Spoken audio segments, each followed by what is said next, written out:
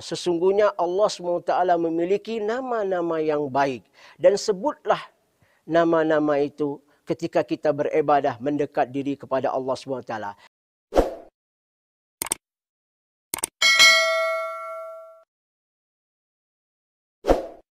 Bismillahirrahmanirrahim. Assalamualaikum warahmatullahi wabarakatuh. Innal hamdalillah nahmadu nasta'inu nastaghfiruh wa na'udzu billahi min syururi anfusina wa min sayyiati a'malina. May yahdihillahu fala mudhillalahu wa may yudlil fala hadiyalah. Wa asyhadu an la ilaha illallah wahdahu la syarika lah wa asyhadu anna Muhammadan abduhu wa rasuluh. Allahumma salli ala nabina Muhammadin wa ala alihi wa sahbihi sallam wa man tabi'a ila yauma tab'atsun amma ba'. Ikhwatul iman, ukhtul mukminah, pemirsa yang dimuliakan Allah SWT, alhamdulillah. Kembali pembahasan kita ambil ikhwatul iman tentang asma Allah al-husna. Maka kita tahu betul di dalam Al-Quran Allah menyebut nama-namanya. Di dalam hadis-hadis Nabi SAW, hadis yang sahih, juga Nabi SAW menjelaskan tentang asma Allah al-husna. Maka ikhwatul iman, ini salah satu kebaikan kita mendekat diri kepada Allah dengan menyebut nama-namanya, yaitu yang al-husna ini. Maka di dalam firman Allah SWT surat Al-A'raf, surat nomor 7 ayat 180. Kama qala Allah Ta'ala ba'da a'udzubillahi samii'il 'alim minasyaitonir rajim. Walillahil asma'ul husna fad'u biha. Wa daral ladzina yalhiduna fi asma'i sasjauna bima kanu ya'malun. Ayat ini menjelaskan kepada kita sesungguhnya Allah SWT memiliki nama-nama yang baik. Dan sebutlah nama-nama itu ketika kita beribadah mendekat diri kepada Allah SWT.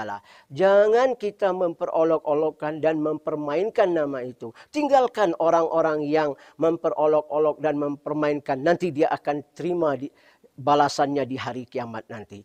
Artinya apa ikhwatul iman? Sebutlah nama Allah itu dengan yang bagus, yang baik. Tapi bukan dengan nyanyi-nyanyian. Bukan dengan kita lagu-lagukan atau kita seolah-olah meremehkan. Nabi SAW tidak mengajarkan seperti itu.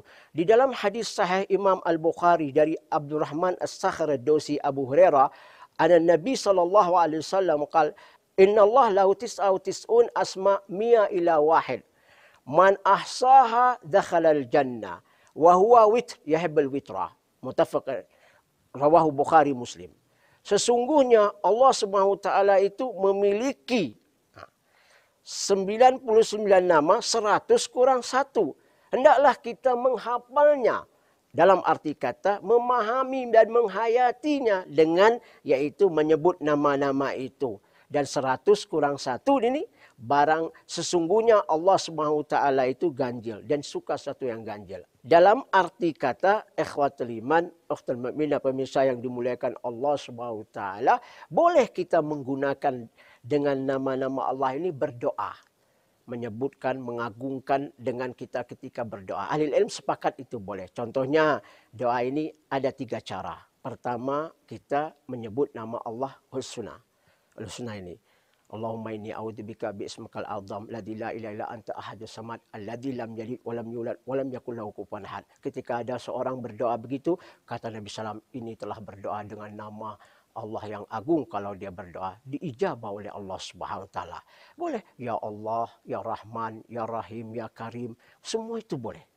Yang kedua ikhwatul iman, dengan amal-amal kita saleh. Ini tawassul kita ya kawan. Ini tawassulnya 3. Dan yang ketiga yaitu dengan salah satunya ikhwatul iman meminta kepada orang yang saleh, orang yang hidup. Itu yang diajarkan Nabi sallallahu alaihi wasallam. Dan hadis ini menjelaskan kita dalam urutan, yaitu Abu Isa Tirmidzi dan Ibni Majah, Sunan Ibni Majah menjelaskan, dan permulaannya huwallahul la ilaha illa huwa alimul ghaibi wasyahadahu warrahmanur rahim, dan selanjutnya boleh itu. Tetapi dengan cara yang baik kita ini melantunkan nama-nama Allah SWT, tidak dinyanyi-nyanyikan. Ini yang pertama. Yang kedua ikhwatul iman, di dalam surat Al-Hasyr, surat nomor 59 ayat 22, 23, 24. Ini menjelaskan kita dan luar biasa dari ayat ini membuktikan atau memberikan kita pemahaman tentang sifat-sifat Allah, tata cara kita mendekatkan diri kepada Allah Subhanahu wa taala. Kama qala Allah taala ba'da a'udzubillahi samii'il 'alim minasyaitonir rajim, huwallahu alladzi la ilaha illa huwal alimul ghaibi wasyahadati warrahmanir rahim. Huwallahu alladzi la ilaha huwal malikul qudusis salamul mu'minul muhaiminul azizul jabbarul mutakabbir subhanallahi amma yusyrikun. Huwallahu khaliqul bari'ul musawwir lahul asma'ul husna yusabbihu lahu ma fis samawati wal ard wa huwal azizul hakim. Dari ayat ini ikhwatul iman, di dalam hadis Imam Ahmad dan yang lain Abu Isa Tirmidzi mencantumkan barang siapa kata Nabi SAW membaca di pagi dan di petang. Ba'da a'udzubillahi samii'il 'alim minasyaitonir rajim 3 kali. Terus dia baca surat Hasyr yang terakhir 22, 23, 24 yang sudah kita baca tadi, maka dia akan mendapat sab'inal malaikah wakalallah. Allah memberikan kepada 70.000 malaikat menjaganya. Wa idza mata syahid. Kalau dia meninggal dan dia meninggal dalam itu syahid di dunia. Luar biasa ikhwatul iman. Maka ikhwatul iman kita baca di pagi dan di petang sama. Hadis ini menjelaskan dari Imam Ahmad Abu Isa Tirmidzi. Ini yang kedua ikhwatul iman. Maka dalam Asma'ul Husna ini kita hafalkan. Di dalam surat Al-Isra, surat nomor 17 dan ayat 110. Pada satu hari Nabi SAW di dekat Ka'bah, beliau lagi sujud dan beliau menyerukan nama Allah, asma Allah husna, Ya Rahman, Ya Rahim. Terdengarlah oleh orang kufar Quraisy, faqala laqad da'a Muhammad ilahin kana yad'u ilahu wahid.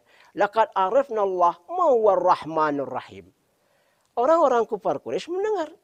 Dia katakan sesungguhnya Muhammad kemarin berdoa menyembah dengan nama Allah yang esa. Sekarang dia menyebutkan dengan nama Allah tambahan lagi. Kami telah mengenal Allah, tapi siapa Ar-Rahman Ar-Rahim itu? Kami tidak mengenalkannya. Berarti dianggap mereka sama. Mereka memiliki berhala yang banyak. Berarti Islam juga seperti itu. Padahal tidak. Maka turunlah ayat di dalam surat Isra. Allah Subhanahu wa taala berfirman, kama qala Allah taala ba'da a'udzubillahi samii'il 'alim minasyaitonir rajim. Qul ad'ullah ad'ur rahman aynama tad'u falahul asma'ul husna wa la tajhar bi salatika wa la tukhafid biha wabtaghi baina dzalika sabila. Surat Isra 17:110. Kata Allah Subhanahu wa taala, silakan engkau berdoa dengan menyebut nama Rahman, nama Rahim, nama-nama Allah Subhanahu wa taala. Apapun yang engkau sebut itu adalah nama-nama Allah yang telah diagungkan Allah, yang kita boleh berdoa dengan menyebut nama-nama itu. Maka ikhwatul iman, hendaklah kita berhati-hati ketika kita menghafal Asmaul Husna. Bacalah dengan baik. Bacalah dengan betul-betul yang sesuai diperintahkan Nabi SAW. Kenapa? Karena kita mendapat surga, kata Nabi SAW. Man ahsaha dakhalal jannah. Barang siapa yang hafal dengan membaca yang bagus, semata-mata untuk mendekat berzikir kepada Allah SWT, maka dia masuk surga. Tinggalkan ibadah sesuatu tidak ada tuntunan. Tinggalkan ikhwatul iman nyanyi-nyanyi. Jangan dibikinkan ayat-ayat Allah untuk dipermain-permainkan atau diperolok-olokkan. Dan hukumnya haram ya ikhwatul iman ya. Apalagi kalau kita melihat ada seorang wanita dan menyanyi-nyanyikan dengan asma-asma Allah husna ini, dan itu tidak dibenar. Sedangkan suara wanita itu adalah aurat ya ikhwatul iman. Bukan hanya wajah tangan dan seluruh tubuhnya, suaranya juga ikut aurat ya ikhwatul iman. Ketika dia mengeluarkan suara itu merdu, dan banyak orang akhirnya apa? Lebih baik mendengar suara asma wanita yang membaca asma husna daripada mendengar Al-Quran dan menjauhkan kita dari mendengar Al-Quran. Mari bertobat kepada Allah SWT. Mudah-mudahan amal ibadah kita diterima oleh Allah SWT. Kita cukupkan sampai sini. Lillahi taufiq hidayah. Assalamualaikum warahmatullahi wabarakatuh.